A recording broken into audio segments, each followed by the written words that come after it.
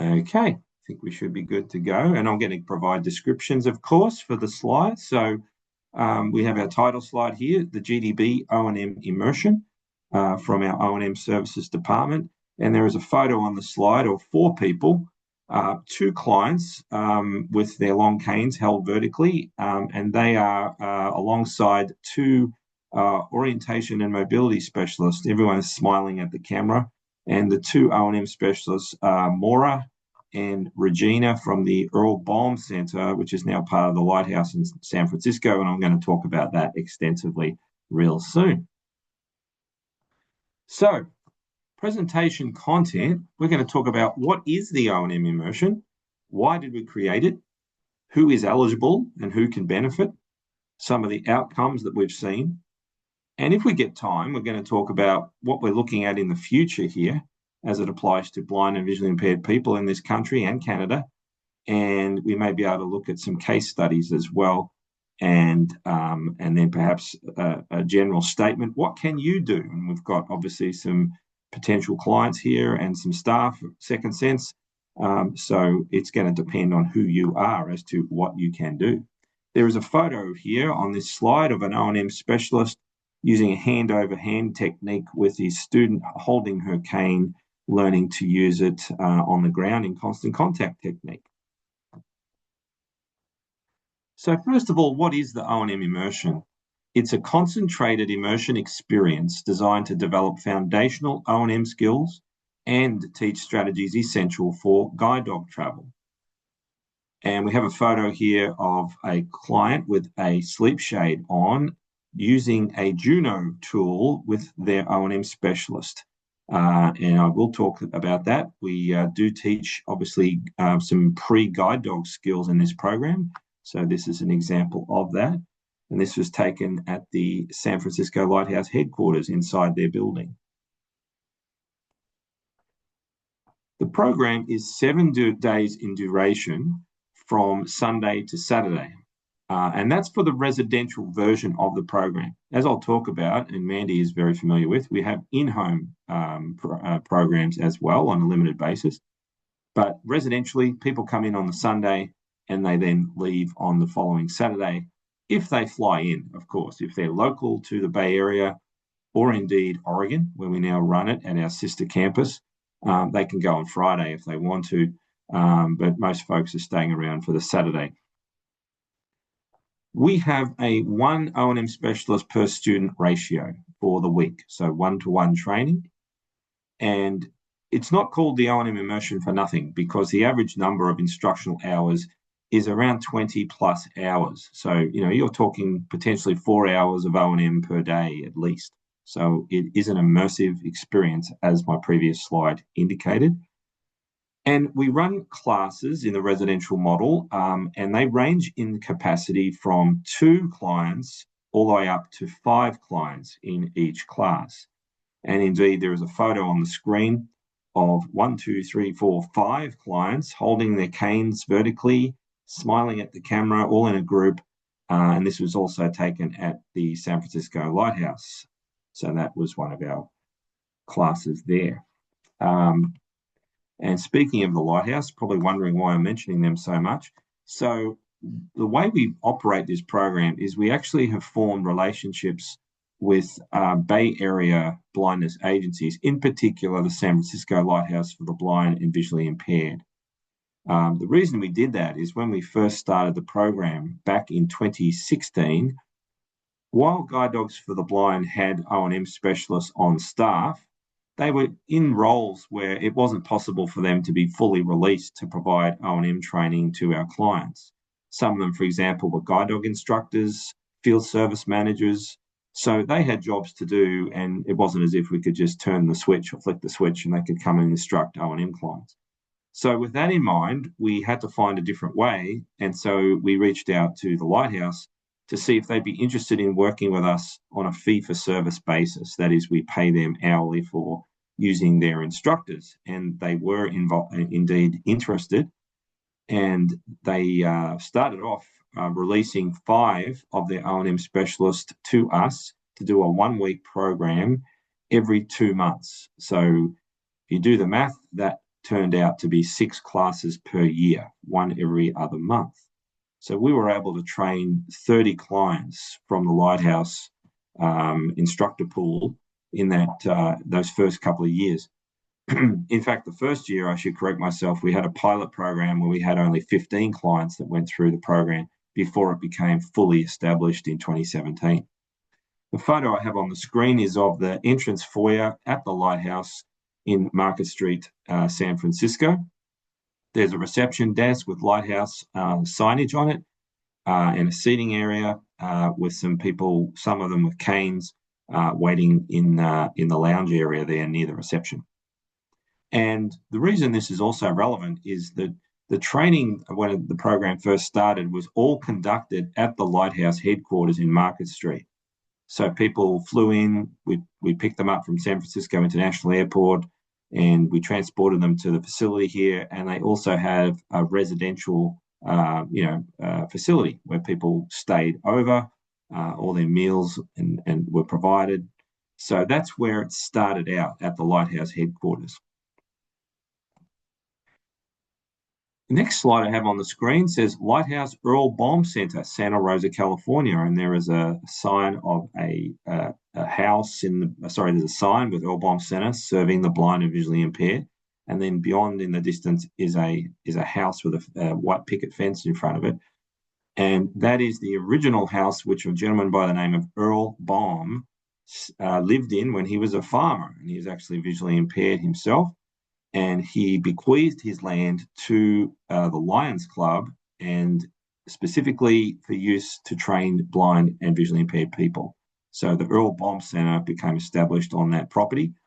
And the reason that I'm mentioning all that is because they became our second partner in 2018. And they have still to this day 2 O&M specialists that we have trained up to work with our O&M clients. And they provide classes in between the Lighthouse group every second month. And we do 6 classes a year with them for 2 clients a class. So we have 12 clients that go through with the Earl Bomb Center. We also now have evolved to be able to run these O&M classes at our campuses. So there's a photo on the screen looking at the entrance to Guide Dogs for the Blind San Rafael campus, where I work. And we have obviously our guide dog program established there in the client residence. And we've been running classes now at the California campus since just after the pandemic finished in 2020. And recently we've also started running classes at our Oregon campus. And I have a picture on the screen of the Oregon campus, resplendent with the beautiful trees that grow up there, and looking at our client residence and volunteer center with a pathway in the front with a sign, Guide Dogs for the Blind, on a retaining wall near the garden. I mentioned earlier other venues that we train people now. We do in-home training, and a limited number of those programs are conducted annually. And there is a photo of one of our on-call O&M specialists, Angela Smith, walking behind a client, learning how to use his long cane. And both of them are wearing masks because it's still very close to the end of the pandemic. So that's a little bit about where we conduct a program. And I'm going to move on now to what is in it. So program content. It is a flexible curriculum based on the individual needs of each client. So whilst we have some overarching mobility objectives, which I'll get to, we're very cognizant that people are coming to us with a range of O&M backgrounds. And not all of them have had formal O&M. So there's those that have had some, there's those that, as I said, have had nothing. So we need to really vary our curriculum to suit their needs. We start off with everybody with an initial O&M skills and cane assessment. And there's a picture here of the equipment room at the Lighthouse with a whole bunch of canes hanging on the wall and various low vision devices. So what we're going to do is find out what sort of cane someone has, and is it the right length, the right tip? Is the tip all worn out and needs replacing? Is the cane damaged?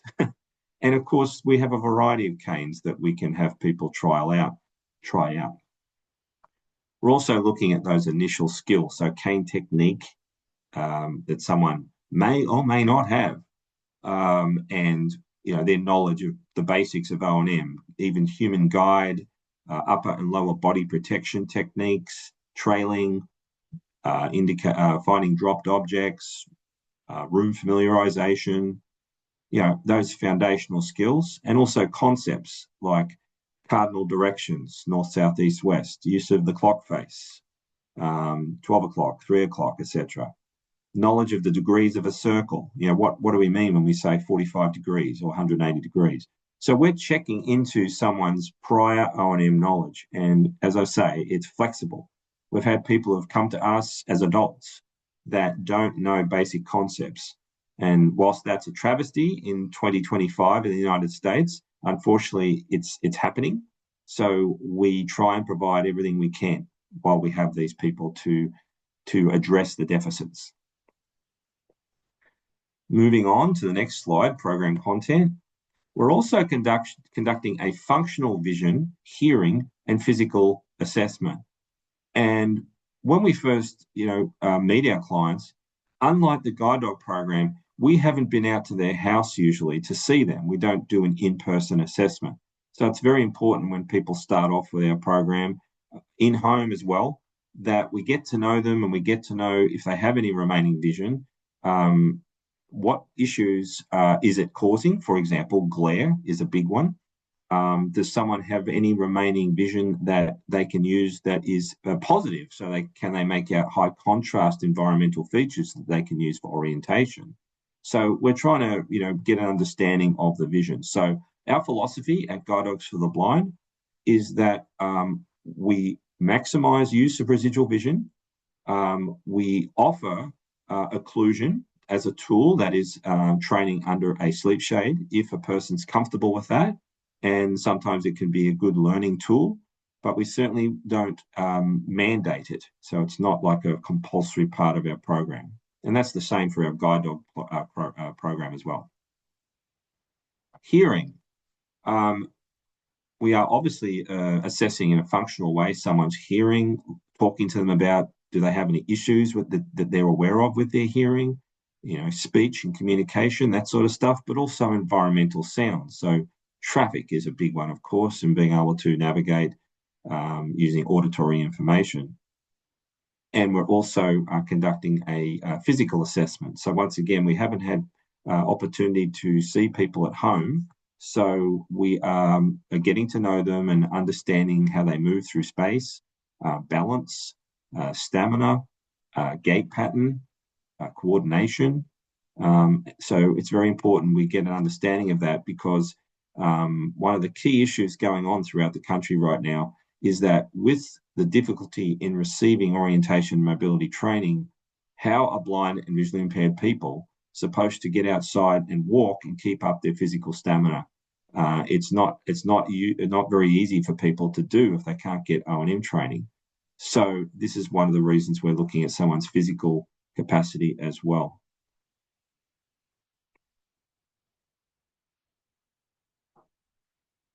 There's, before I actually get to the next point, there is a photo on the screen of a client wearing a pair of headphones, sitting down next to a table with a machine on it, which is called a portable audiometer.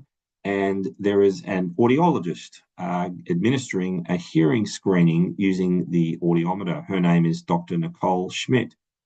And what we've done at Guide Dogs is recognize that the incidence of hearing loss within the clients we're seeing is such that we need to actually provide an optional hearing screening for people to have a chance to understand what's going on with their hearing. We found at least 1/4 of all the clients that we were seeing in our immersion program, we were referring on to go and see an audiologist when they got home.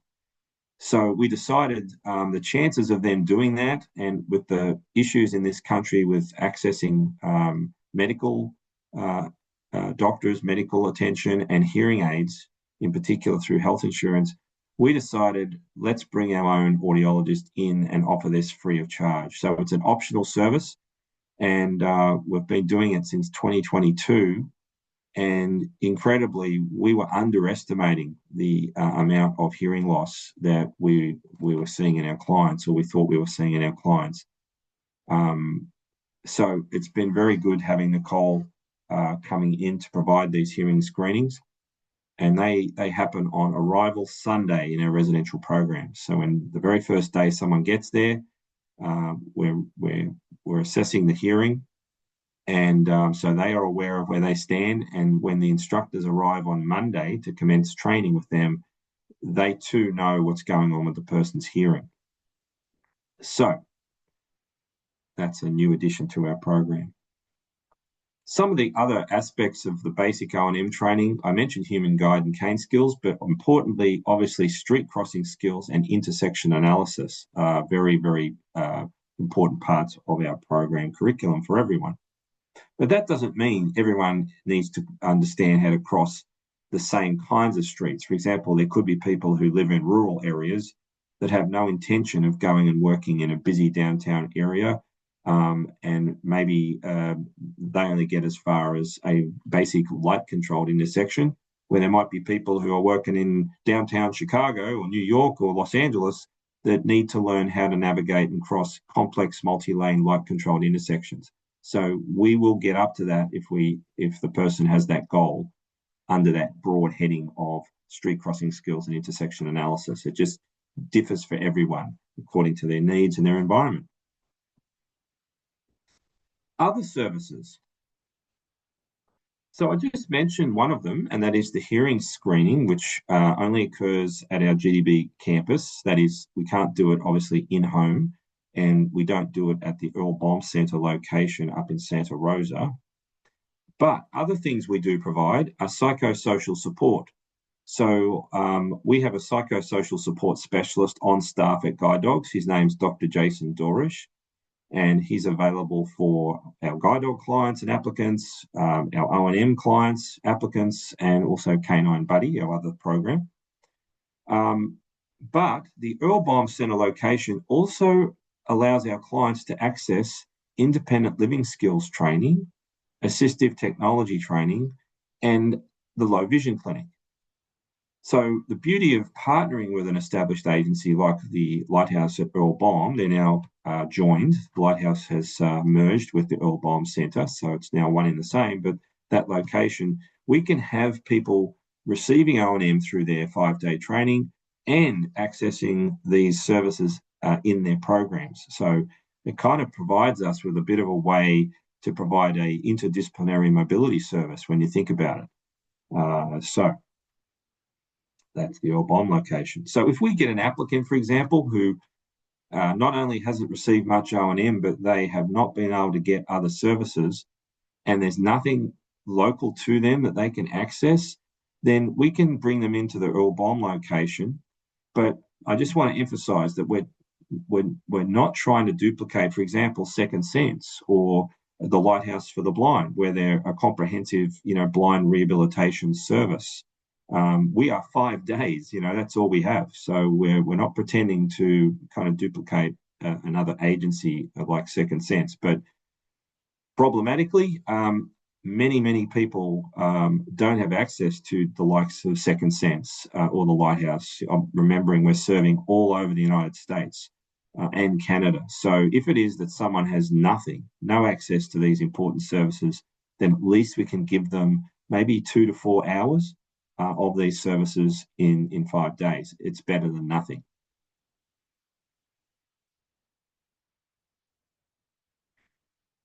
There's a photo on the screen at the Lighthouse headquarters, and it's actually under the title Hearing Assessment and Skills Training. And there's a picture of an O&M specialist holding her iPhone out in front of her, and there's a client facing her with her cane folded up about 6 feet away. And this exercise is part of our functional hearing assessment, if we need to use it, where we can actually play a metronomic sound on an iPhone, so tick, tick, tick sound, and we can have that playing at various distances and various angles from the client and ask them to point towards the sound source and eventually walk towards the sound source. So it's just an idea, a way for us to kind of further assess functional hearing to get an idea of what people can and can't hear and do, or what difficulties they may have. And then we can incorporate that into our O&M instruction as well. And another photo here of a different client turned away from the instructor with her phone. And what would be happening there is that the client we're going to be seeing if she can turn to face the sound source when it's behind her. Further program content, guide dog skills, the concept of dynamic orientation. So guide dog skills obviously involve a lot less tactile input. And increasingly, we're looking at people learning how to use auditory skills, the understanding of time and distance estimation, so how far you have walked relative to the time taken to do so, being able to travel in a straight line, and detecting and recovering from veering, which unfortunately, not only can it affect cane users, can also affect guide dog users. Dogs don't always go where you intend them to go, and they can get distracted or confused or anticipate things. So we are emphasizing these skills, these sensory inputs, because they do relate to cane travel.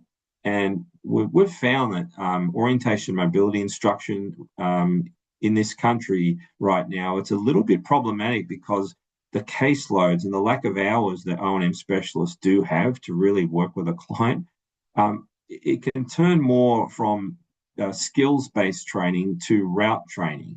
And that is, teaching people how to get from A to B, which is fine. But if that's all that they're going to learn, then they're only going to learn the skills that perhaps apply to doing that one particular route. And O&M specialists may not get to teaching, some of these other very important aspects of independent travel. Importantly, if someone has a guide dog objective, then they need to learn these skills because there's far less tactile input with a guide dog compared to the cane. And the major reason, in fact, this program was initially developed was to help people transition from the long cane to be ready for a guide dog by emphasizing these non-tactile skills. So that's a big part of our curriculum. And we also teach the Juno exercise. So Juno, as most of you probably know, if not, is the imaginary name or the name given to the imaginary dog, Juno, in a guide dog context. We use an empty harness or a Juno tool to simulate guide dog travel. But it's also a very good way to teach people these non-tactile skills and help them understand the feeling of moving through space without a cane in front of them. So that's also part of our curriculum. And our O&M specialists have been taught how to conduct the Juno exercise. So you don't have to be a guide dog instructor necessarily to be able to teach Juno.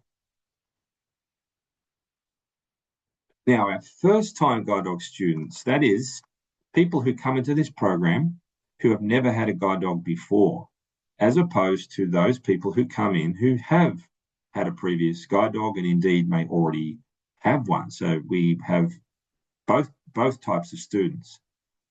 First-timers, not only will they do the Juno exercise, but we offer them a chance to do an experiential walk with a guide dog on the Thursday of the immersion week. So that's conducted in downtown San Rafael or Gresham, where our guide dog class operates. So that will give them a chance to understand guide dog mobility, get a feel for it, and importantly, understand the similarities and differences to cane travel, and also recognize the importance of transferring those O&M skills across to guide dog travel. I won't play this, so I just have a little photo up the screen, a short video of one of our first-time students having an experiential guide dog walk in San Rafael. It's just me with them, pictured with them and the dog crossing the street.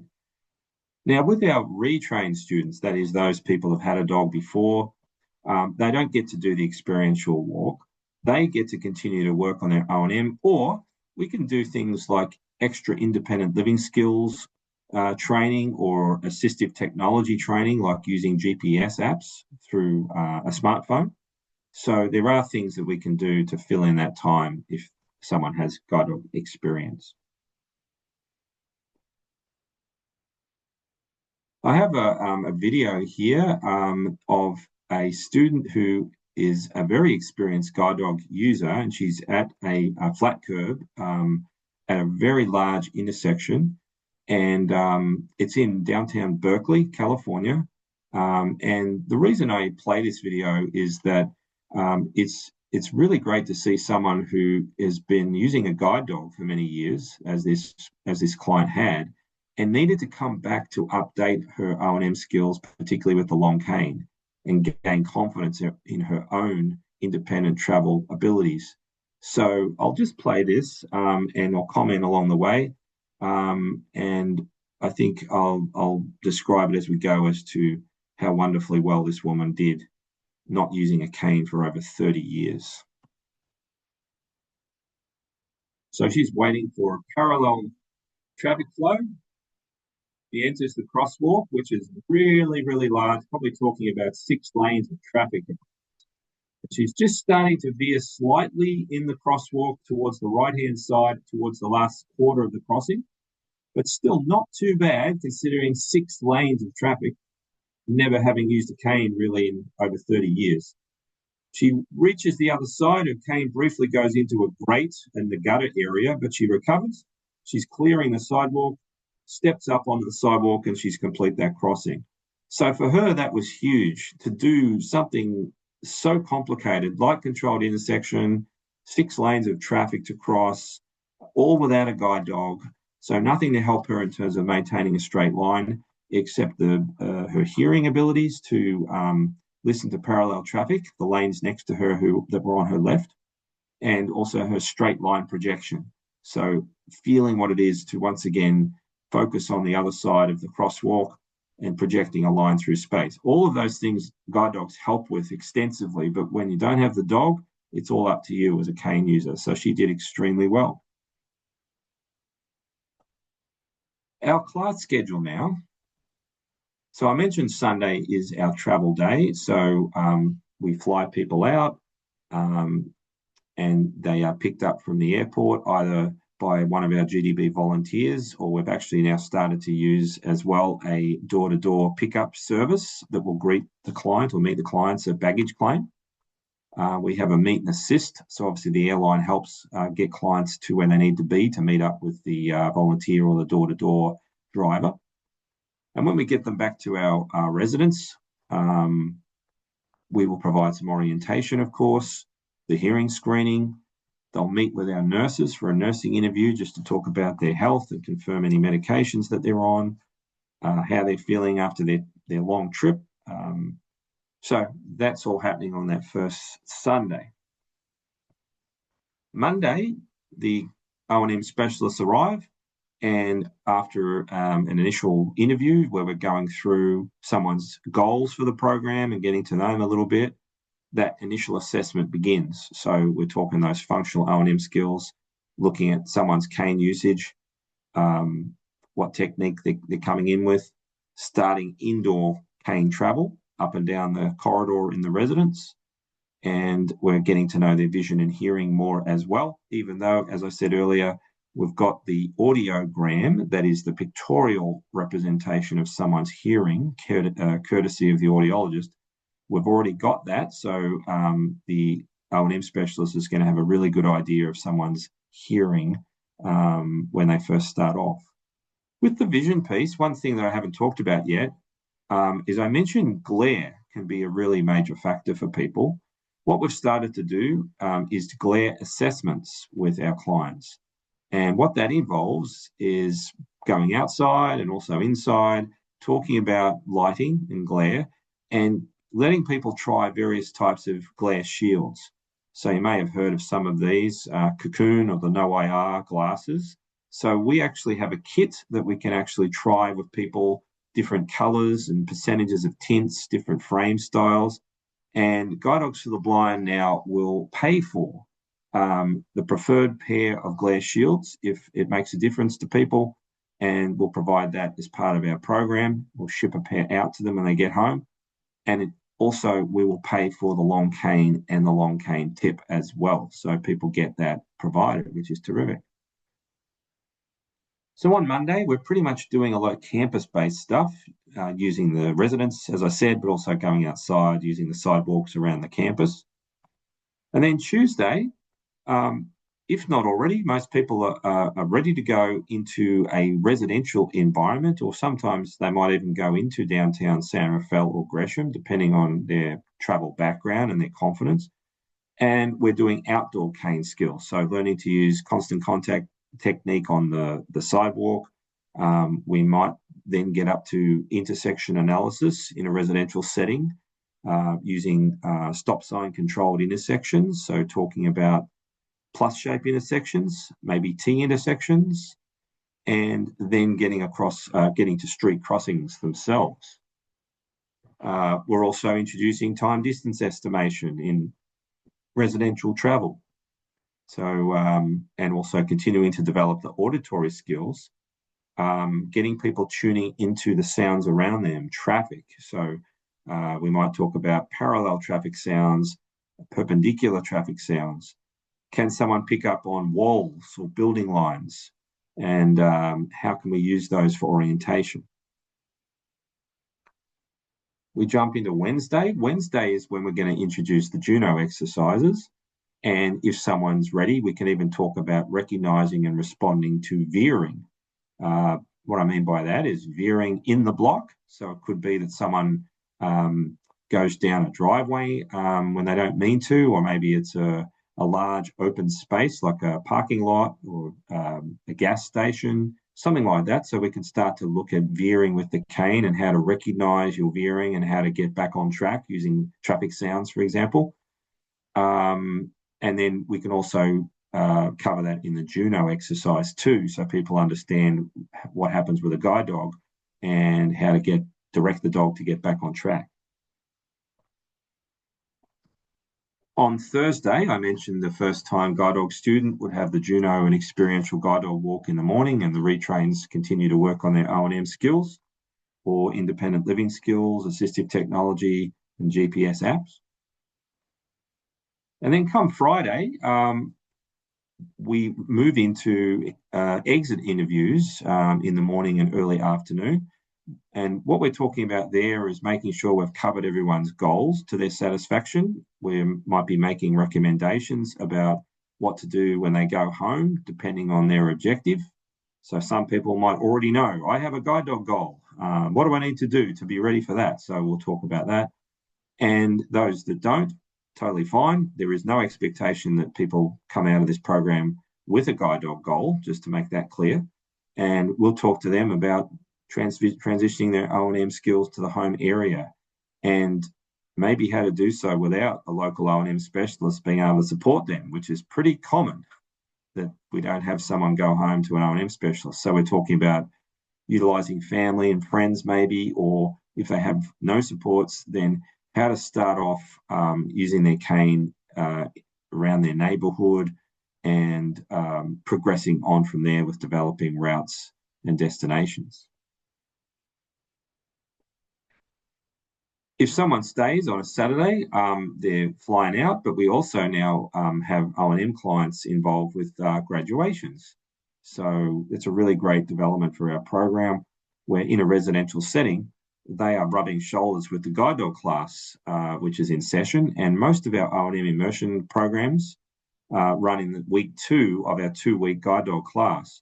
So they get to see their colleagues graduate and participate as O&M graduates as well at the ceremony. So that's really great. After someone goes home, a couple of things are going to happen. In about 8 weeks, they're going to get a call from our support centre staff to follow up and ask some questions about their O&M progress. We have some experienced instructors in the support centre who will ask a list of questions which myself and my O&M colleagues have written up. Things like, how's your cane technique going? How's your listening skills, street crossings? Are you following up on the recommendations that your O&M instructor made? You know, things like that. So we have that follow-up that takes place. And any time, though, that someone does have a question, they can call the support center, and if they can't answer that question, and it might be more of a specific O&M question, then we can have that question forwarded to our O&M services department, and we can get back to the client. So that is the program, but I am going to pause there. I think it's a good place to take a break and see if there are any questions about the O&M before I go into the next part of it, which is called Why an O&M Immersion?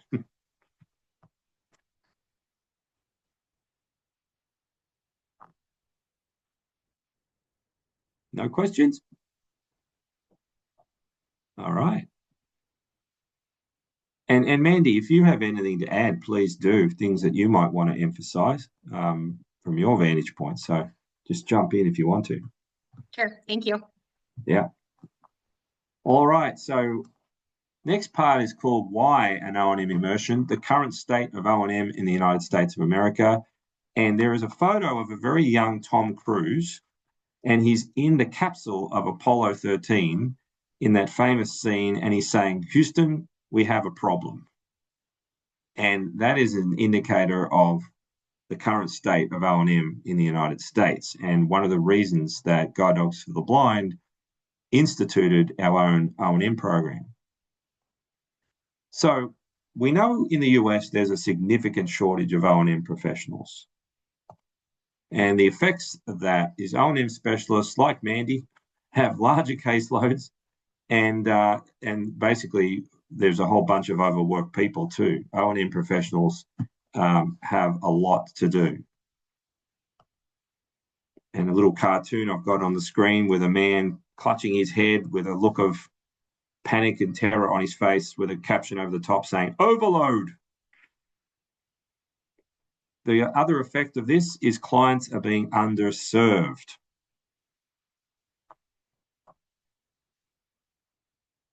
Sometimes we find when clients call us and apply for a guide dog, and we ask them, okay, well, have you had O&M training? They'll say, yes, I've had O&M training. But what we're finding is that getting O&M services doesn't necessarily mean that a client is going to get what they need. That's because the amount of instructional hours vary across the country. Getting O&M in one state could be very different to getting O&M in another state or city.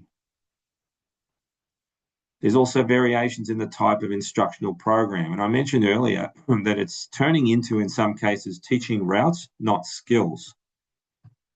So someone who has an O&M has limited hours available, they might ask a client, well, where do you want to go?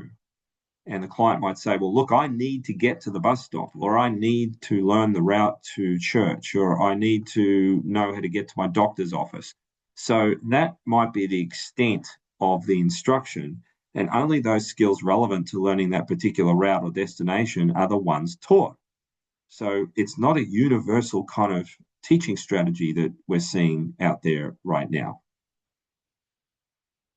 The service location is mainly itinerant, and that is people are mainly getting O&M at home. And there are some advantages, but some more very much major disadvantages to that, because getting it at home, it tends to be route specific or neighborhood specific. So when it comes to gaining skills to be able to be someone ready for a guide dog, for example, who has to be able to leave their home area, travel across to a guide dog school, learn to navigate very quickly in a brand new area, and then before they know it, get a guide dog and direct the dog through space and street crossings. If you've just learnt one route in your local area and haven't been anywhere else, that's really not a good background to be able to do what I just described. So that is one of the disadvantages of in-home training. We're coming across to guide dogs in a brand new area. It does put someone in a situation of sort of positive stress, I call it, that they're learning a new environment.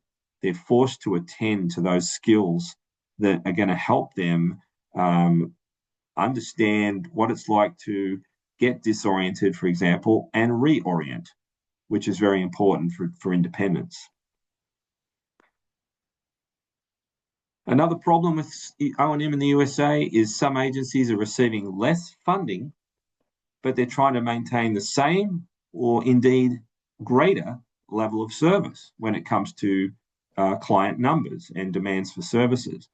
And we know what's going on federally right now. I don't want to get political with you, but in terms of federal funding and programs from Departments of Education, for example, IHSS, in-home support services, things like that that might be going to affect people with disabilities.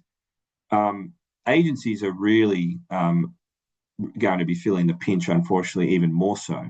So that's going to affect and is affecting agencies' ability to provide O&M.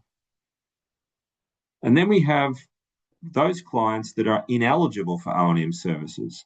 So in some situations, there might just be a state Department of Rehabilitation program that's available for people. There may not be like a private agency which is not dependent upon government funding. So therefore, if someone is under the age of 55 and they want O&M, then they need to have a vocational rehabilitation goal in order for that, what we call Department of Rehab funding, to be allocated. If they don't have a job goal, then sometimes the O&M is not going to be provided. There is funding through the Older Individuals Who Are Blind Fund, the OIB fund for 55 and over, but the goals for that funding are to make independent living goals feasible, not sort of substantial orientation mobility training like what we're providing. This is more for people who need to be shown things in their house to cook and to clean and, groceries and, personal organization with a little bit of O&M, but certainly that is not filling the void when it comes to the over 55s missing out on the DOR funding if they don't have a job goal. What are the impacts now that we're seeing at Guide Dogs for the Blind, which forced us to create this program? 40% of all individuals who don't qualify for a GDB guide dog are denied due to a lack of O&M skills after the initial phone consultation. In fact, it's the primary reason for denial for a guide dog. And I can tell you that since I put this slide together, that percentage has actually increased to 54% of all individuals who don't qualify for a dog. It's due to lack of O&M skills. And this is after their initial phone consultation with admissions. This is when this statistic is taken, when they're actually talking to someone to apply for the dog.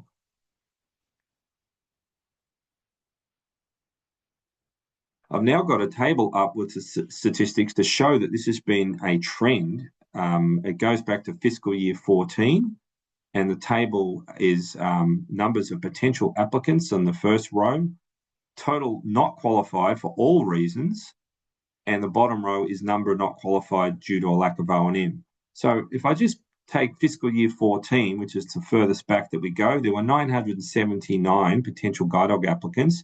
Out of those, 418 or 43% were deemed not qualified for all reasons. Of the 418, 116 of them, or 28%, it was due to lack of O&M. Okay, so 28% 11 years ago. Let's now fast forward to the most recent statistic, which was fiscal year 22. So there were 854 potential applicants.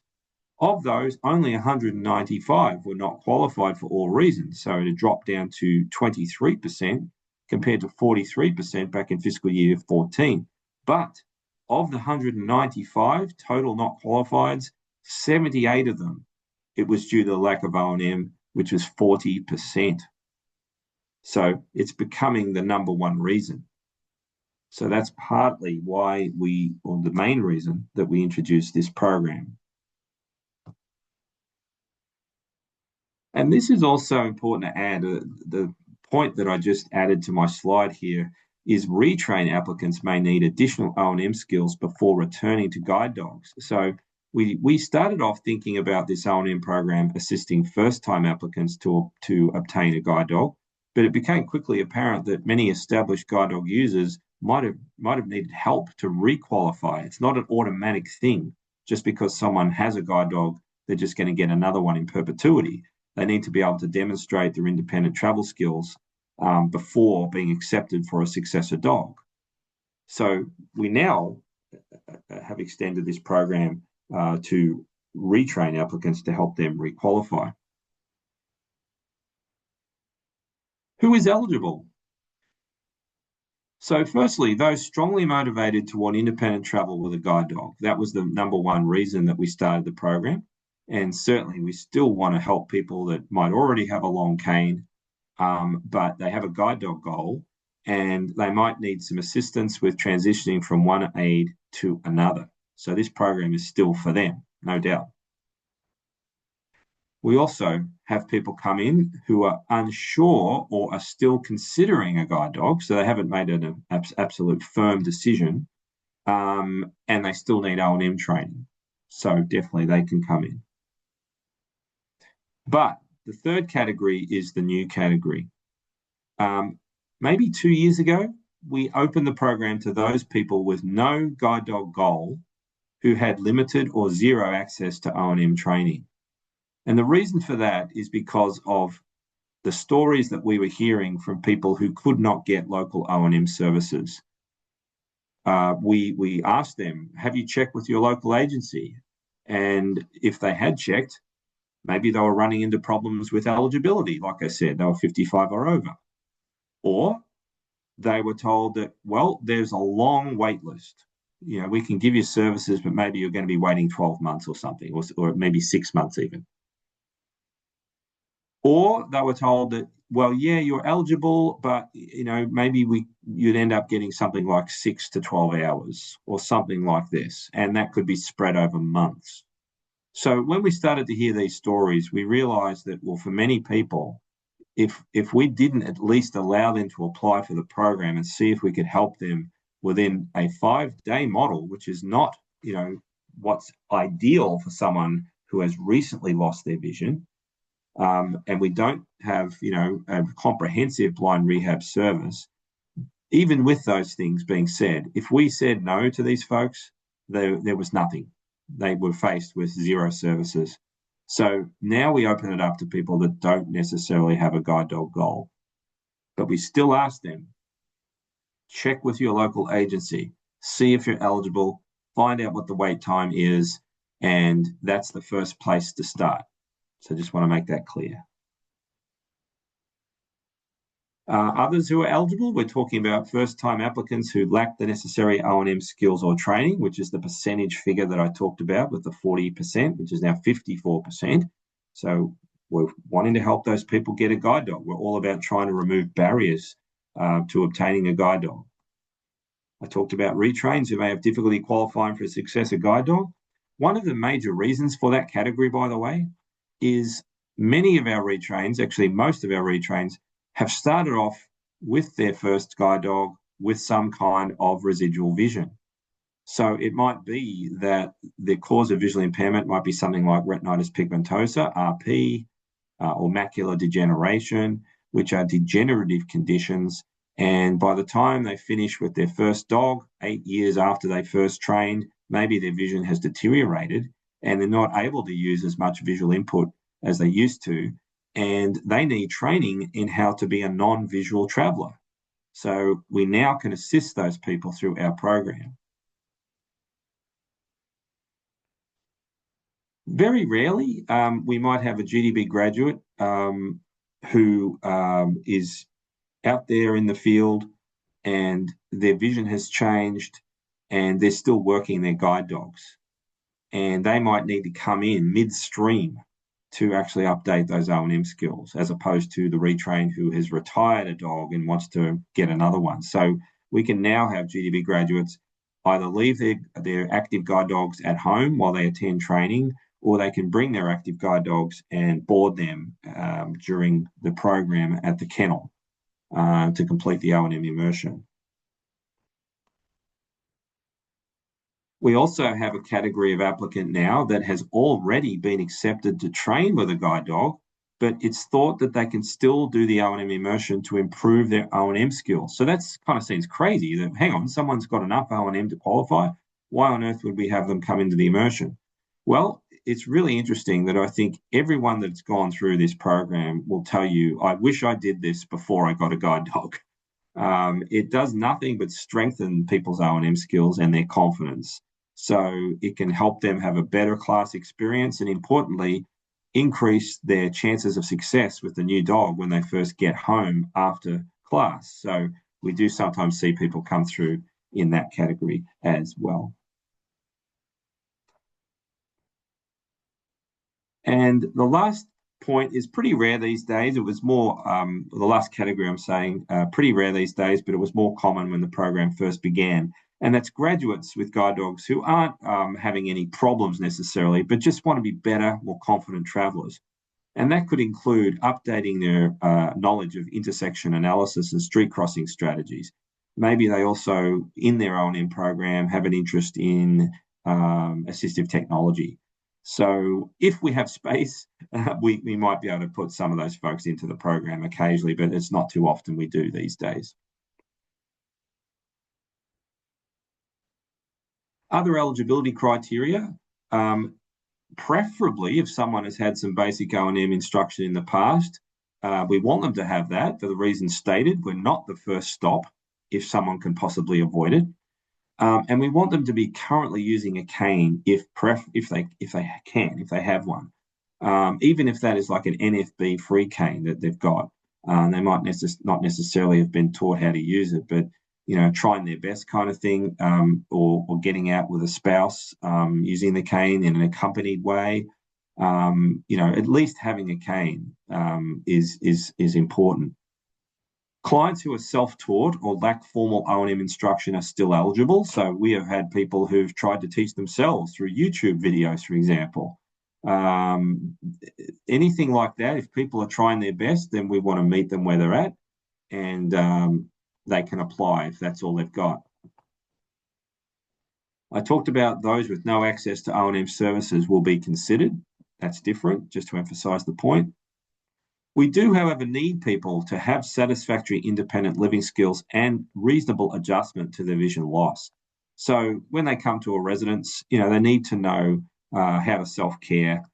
We have a nursing team which can help with medication management, but we're not a medical centre. So someone needs to be able to, look after themselves and live in their own room by themselves. We provide meals and all that sort of stuff, but, we're not a care facility, and people cannot bring a carer along with them.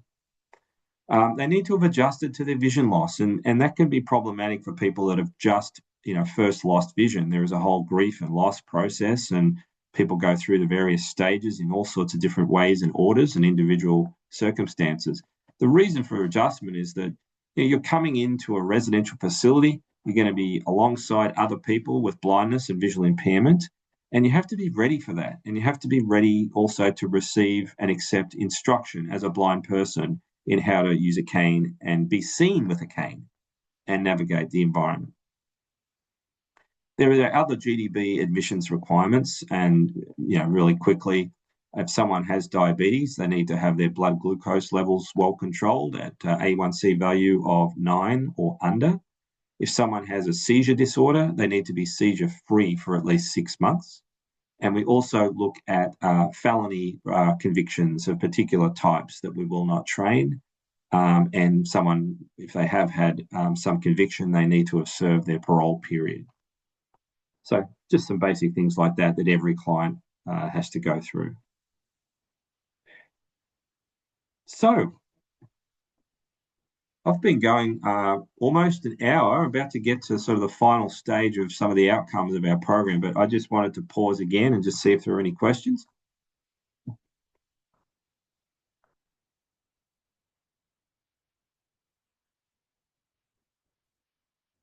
Well, I hope I'm making sense. Very quiet group. All right, so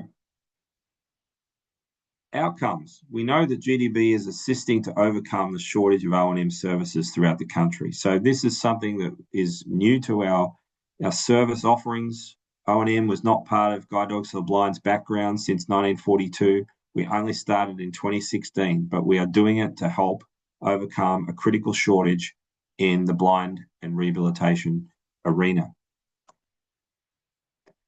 We know that we've improved the ability to prepare and qualify first-time guide dog applicants. We know that we've assisted retrains to qualify for guide dogs. And we also know that by addressing O&M skills or changes in vision, which are affecting people's independence with dogs, we can keep active guide dog teams together longer, which is the goal.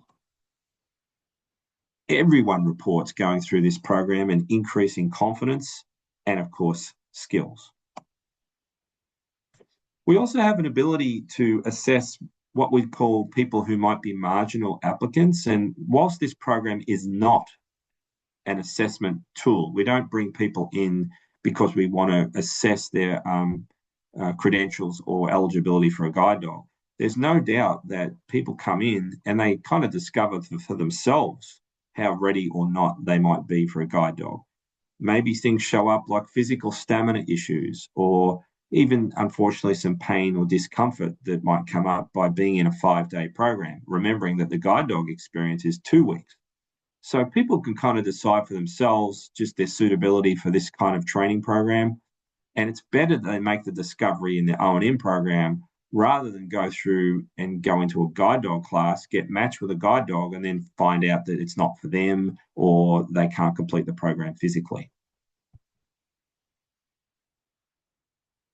We also find out a lot of information about someone's learning style and abilities. So what happens is when someone goes through the O&M immersion, one of our instructors will write a comprehensive O&M report. And that report is uploaded to the client file, and a copy of the report is also given to the client themselves. So there's no surprises what's in the report. And the report can be a really good record for a future guide dog instructor who might end up teaching this client in one of their classes and already knows how the person did in the O&M program, how they learned best, what were issues, what were difficulties. So we have this record, which is really, really useful, can also inform potentially the dog match. We can have our instructors looking at the O&M report and really gleaning useful information about the type of dog that would be best. Not only this report, of course, it's just one piece of the matching puzzle. So far, over 300 clients have completed this program. It's probably approaching more like 340, 350 now since 2016. So it's really helped a lot of people. Of the 300 plus, we see about a 50-50 ratio. So about 50% of people are first-time clients with no guide dog experience, where 50% are the other category. They have had a guide dog or already have a guide dog. About 1/3 of the first-time clients have already graduated with their first guide dogs. So to that degree, it's already proven it's very, very effective. Not that if people don't decide to come back for a dog, that's fine. That's not a failure of the program at all. We really make a point of emphasizing that it is not an expectation that people have to go on and get a guide dog. If they're happy with their long cane skills, that's good for us. In addition to the 50%, in addition to the 1/3 of people that have already graduated, there's plenty of others who are in the application phase right now, like waiting on a home visit from a guide dog instructor, or they've been accepted and they're waiting for class. Unfortunately, at guide dog schools around the country right now, there is a long wait period for dogs, and that's because of the pandemic. And I know Guide Dogs for the Blind have recently had, or will recently have, I think, another town hall to discuss the wait list. Luckily, our waiting time for our O&M program is nowhere near as long. It's about 5 months that someone needs to wait to come in, which is, I think, quite a good turnaround if you consider the wait times at agencies for the blind in the country and how long it is people need to wait to get O&M. So we can sort of do it in 5 months, sometimes sooner, depending on if someone is a person who could come in at late notice if there's a cancellation, for example.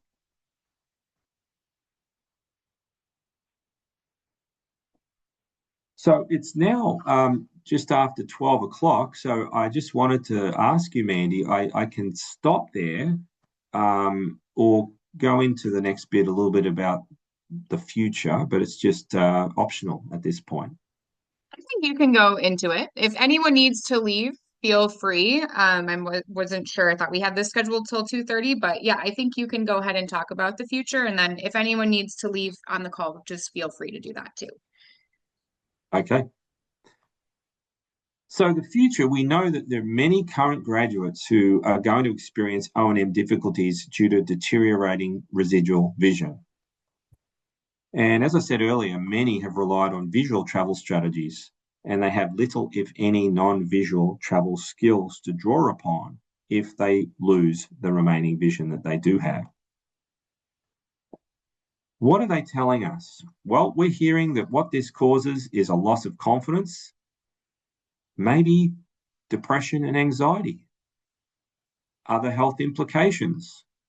If someone can't get out there and be confident about traveling independently with a dog or a cane, then that can cause them to become sedentary and things can set in, can flare up other health conditions. It can increase the potential of diabetes, for example, weight gain, obesity, that sort of thing. So there are real implications to this. They can worry about their future, obviously, their health, and importantly, people who have guide dog goals, particularly those that already have a guide dog, can worry about requalifying for a successor guide dog.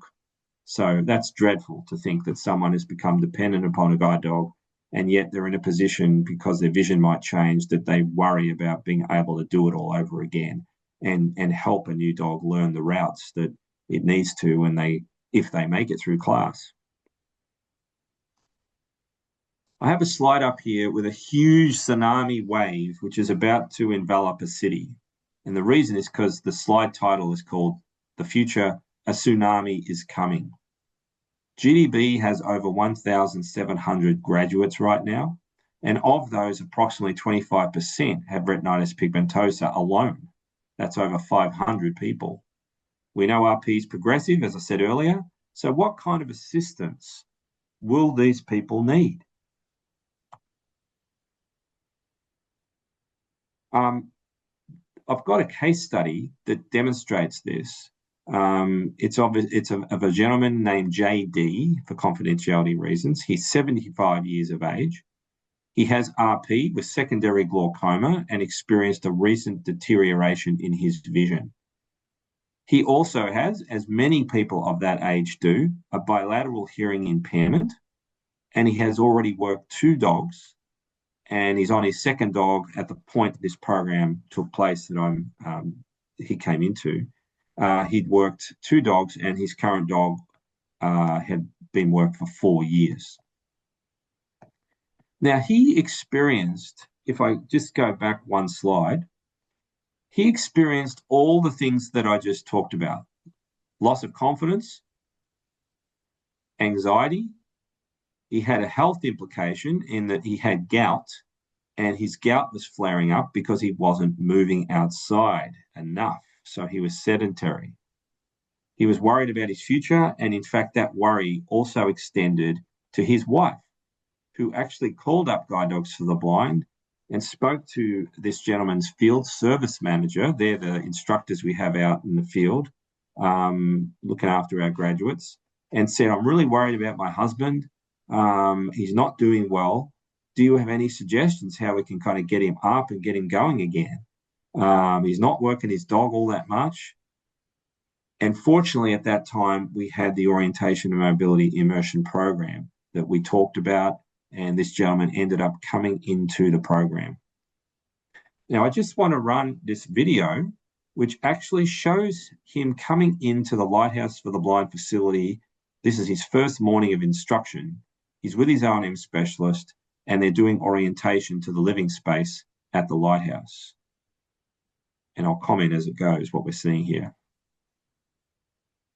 So he's in sort of human guide technique, sometimes with the instructor. He's venturing towards down a staircase, which is going down. His cane goes down the first stair. So he's being oriented to the stair area, and now he's being shown the stair rail.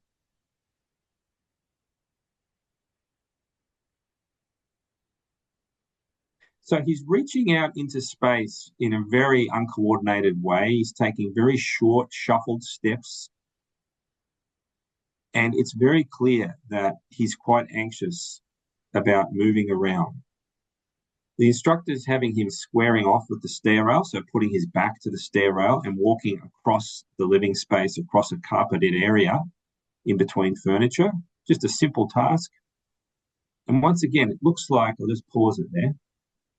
It looks like this gentleman, and would I ask you, Mandy, to comment on that? It looks though this gentleman is recently blind, in that not an established guide dog user who's used dogs for years. It really looks like he's starting from scratch.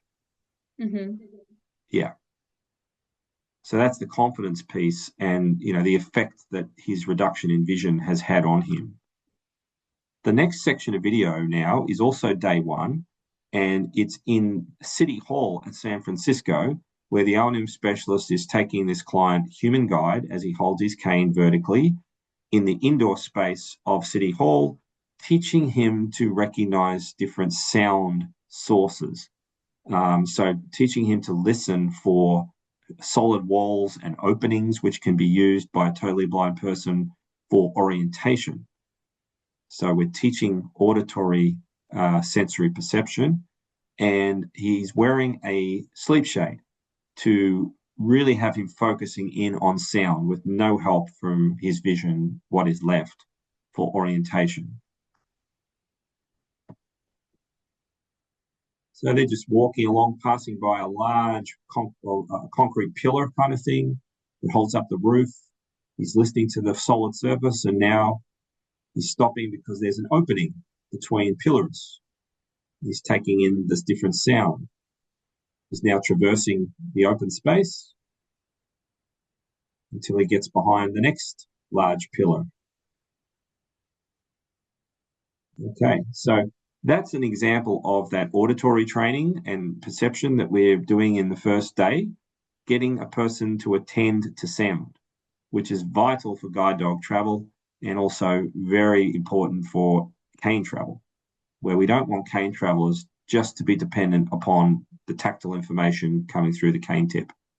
The next section of video is day two, where we've got this gentleman outdoors in San Francisco walking along the sidewalk, and he is learning block travel. So actually going from curb to curb to curb. And I think it's going to be pretty obvious the progress he's made in just a day and a half. Whoops, we went backwards instead of forwards. What happened there?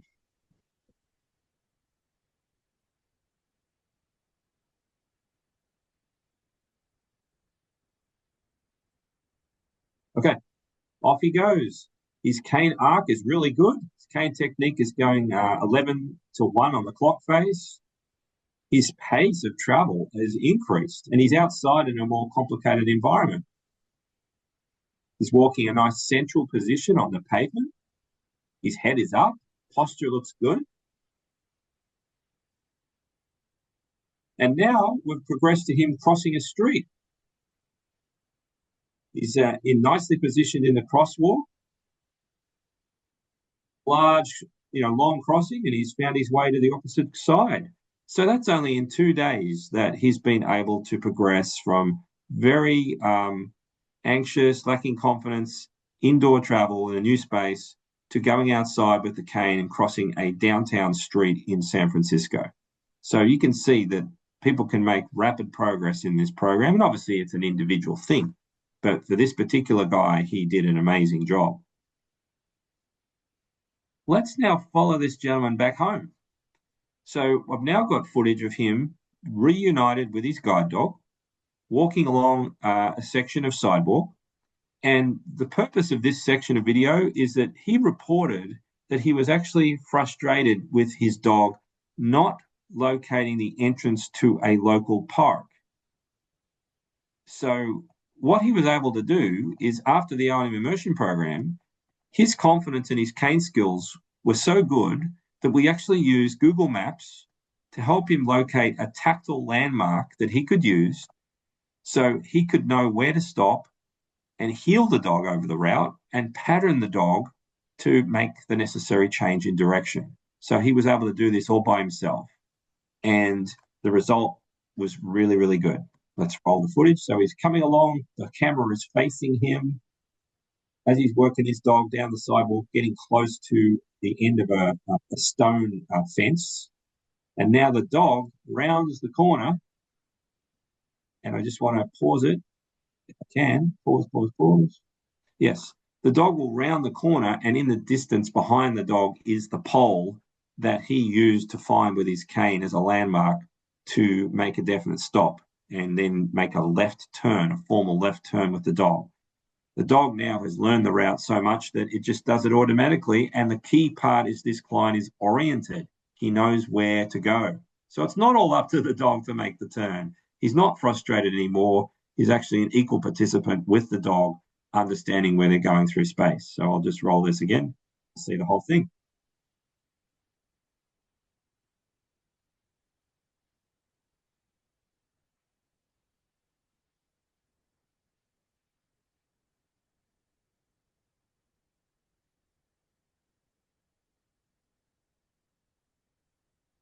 And right there, the dog has made a nice turn. The client has gone through this sort of opening, and you might have heard very faintly there in the background, "Goodbye, Whitman." Good boy, Whitman, that's the dog's name. And he's giving him a food reward underneath sort of an archway that is the entrance to the park. And he's very, very happy. So that was a nice result that all came about through his participation in the O&M immersion program.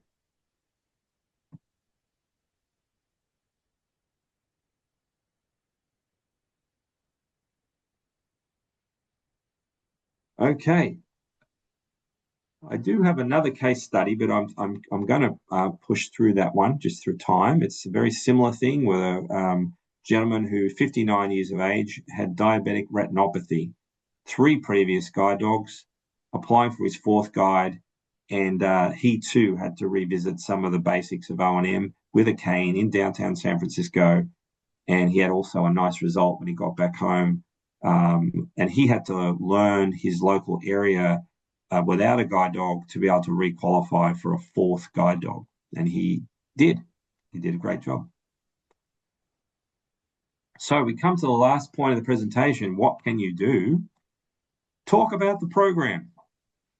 So now that you have this information, I hope you can spread the word. As clients yourselves, those of you mentioning this to other blind, visually impaired folks, but also to any staff out there, of course. And you can direct clients to information resources, one of which is we have an O&M immersion page on the Guide Dogs for the Blind website. So our website is guidedogs.com, and simply there is a whole bunch of information about programs when you land on the website, and O&M immersion is one of the 3 programs, very easy to navigate to. The website also is fully accessible. For O&M specialists or vision rehab professionals, I hope now you can assess if a client can benefit by this program, and you can refer clients to the program if you would like to. It's best if they actually make the application themselves. They can do that online through guidedogs.com. There's a simple, easy way to apply online. It's a button that they simply click, and they can submit the application that way. Or they can also do it the old-fashioned way by calling our toll-free 800 number and asking to speak, or not asking, it's a phone menu, and they can select the option to go through to admissions, and they can take the phone application that way. And there's our website, www.guidedogs.com, and the toll-free number, 800-295-4050. That's 800-295-4050. And that concludes my presentation. Thanks for listening. Thank you, Mark. Does anybody have questions in the audience at the moment? You can feel free to come off mute if you want to and just speak up. If you know how to raise your hand on Zoom, you can also do that. If nobody is going to ask a question, I am. So I am I talk to a lot of my clients about the O&M immersion program for different reasons. One of them being that the amount of instruction they can get in 5 days, meaning like 20 to 25 hours, that is the amount of instruction I can give in about a year to somebody, if I'm able to work with them for an entire year. So that is just something I wanted to point out. One of the reasons why sometimes I will point some clients in that direction. However, sometimes people are a little bit nervous about getting there and all of the travel logistics and everything like that. That's one of the most common barriers I feel like I come across. I'm wondering if you could talk about like kind of all of the travel logistics from talking to admissions all the way to like getting to campus and getting home. Sure. Well, the first thing, it is a common anxiety people have, particularly those folks that are wanting to learn O&M skills and are just starting out, and the prospect of traveling from home through an airport, getting on a plane, arriving in San Francisco or Santa Rosa, where we now fly into, yeah, that can be very daunting doing that all by themselves. So rest assured, though, there are built-in supports along the way. So first of all, the process starts at admissions, where obviously we're determining where someone lives. And when we accept them, we have a travel agency, Dimensions in Travel, that actually book the flights. And in every reservation, it's indicated that we have a passenger who is visually impaired and is going to need what we call meet and assist. And that is that someone from the airline, from the very point of check-in, is going to escort the person to the gate lounge, and that includes through security, and then at the other end of it from the gate to baggage claim. So that's all structured in. We actually have a group of volunteer staff as well that are very, very experienced with picking people up from the airport. So phone numbers are provided in terms of emergency contacts. If someone needs to call or is worried, there is always someone at GDB who's going to respond. And the volunteer will meet the person in baggage claim. This is why having a cane is so important for our O&M clients, because it helps to identify you if you have your cane out and up in front of you. So the volunteer will basically collect the client with their baggage and escort them to the guide dog's vehicle and drive them to the campus. Other times, we'll have a door-to-door service that will pick people up. And what happens there is that phone number is provided. The door-to-door service like you to call them to let them know you've arrived. And they will actually meet you out front of baggage claim. And the way you get there is the airline staff will stay with you, help you find your luggage, and then assist you out to the curb. So again, having they will know what terminal that you're coming in, airline, of course, and they'll see you out there at the curb with the airline staff person with your cane. So that's how kind of getting to the airport and through the airport happens.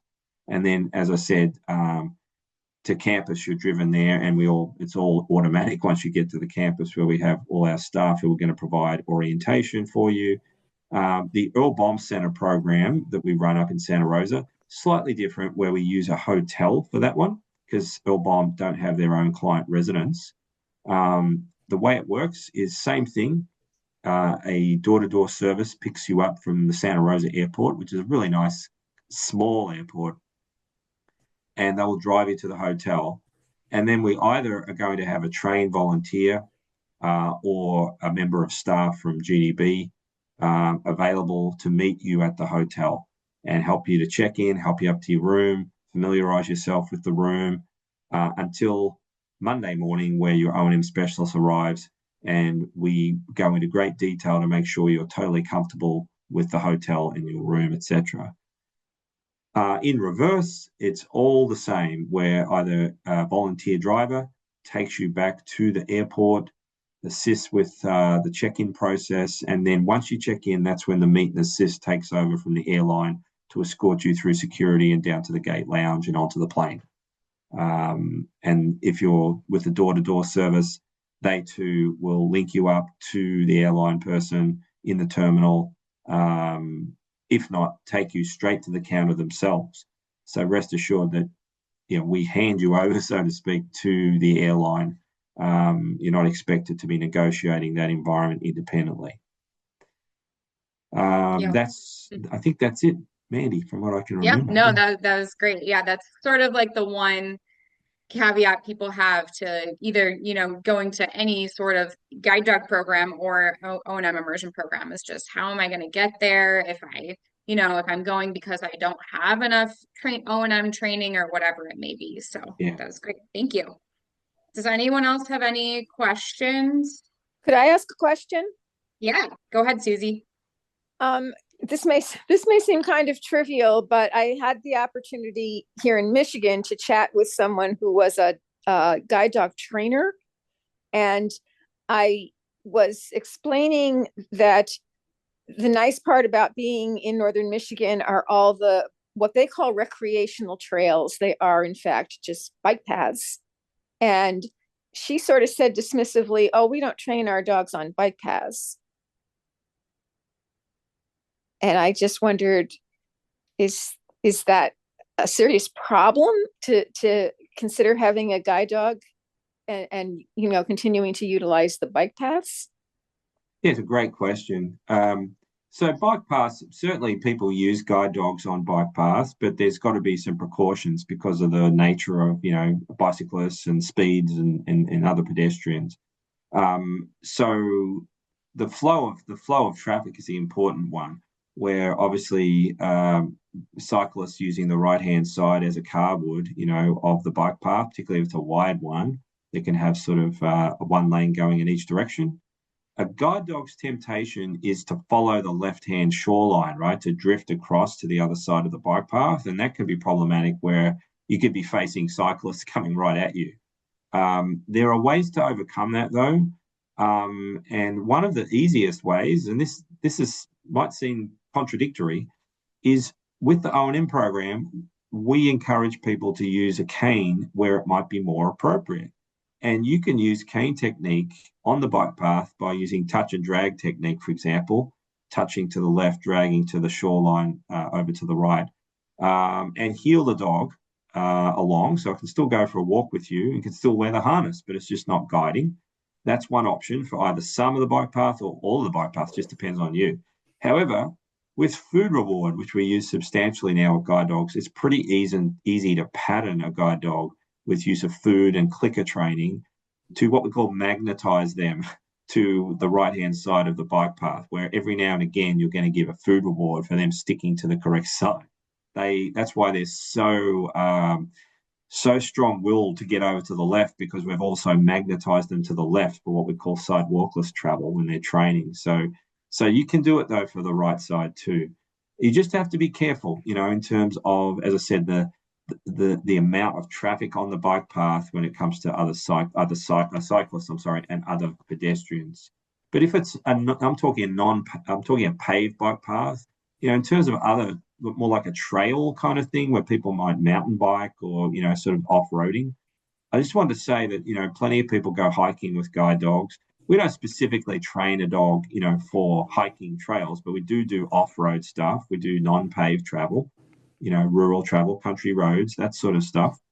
But with canes, there's now some really amazing cane tips. One of them's called the Dakota Disc, which is kind of like a Frisbee.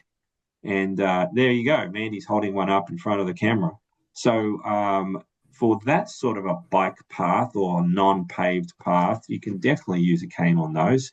And the Dakota Disc is really, really good. And we actually have that in our inventory at Guide Dogs. And we show people in the O&M immersion program, that tip and what it feels like, and they get to try it out. Okay, that's interesting. It's just that dogs usually love that kind of, wooded walks and stuff like that. Yeah. And they call them recreational trails. They're supposed to be for everybody. Yeah, so I think, again, the bike path one I focused in my mind, the formalized bike path, where people are using it to commute to work or to, which they have in various parts of the country.